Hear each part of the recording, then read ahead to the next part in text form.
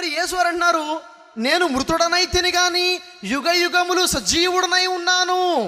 మరి మృతుడు అయింది ఎవరు అంటున్నారు? అసలు ఆ వాక్యంలో మృతుడు అయ్యాడన్న విషయమే లేదు. అక్కడేముంది? నేను మృతుడనైతిని కానీ యుగ యుగములు సజీవుడనై ఉన్నాను.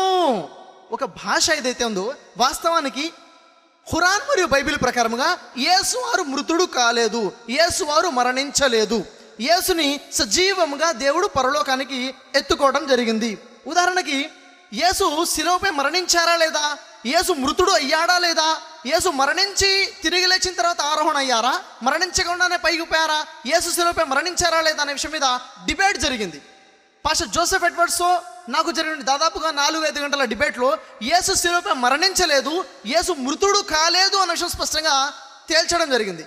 అయితే మరి మీరు అడిగారు, ఒక వాక్యం చెప్పారు, నేను మృతుడనైతిని కానీ యుగ యుగములు సజీవుడనై ఉన్నాను. అక్కడే అర్థమవుతుంది మృతుడు కాలేదు అని.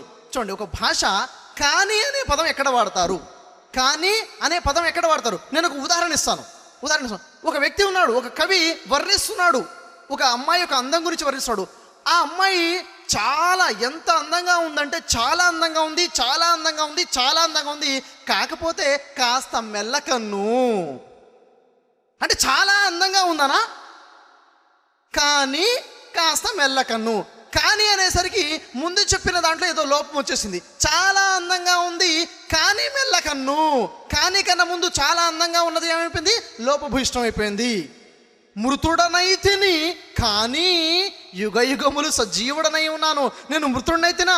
మృతుడు కాలేదు. వారు చంపాలని ప్రయత్నం చేశారు, ఈయన మరణించలేదు, మృతుడు కాలేదు అన్న విషయం స్పష్టంగా అక్కడే మనకు అర్థమవుతుంది. కాబట్టి ఖురాన్ మరియు బైబిల్లో యేసు వారు మరణించలేదు.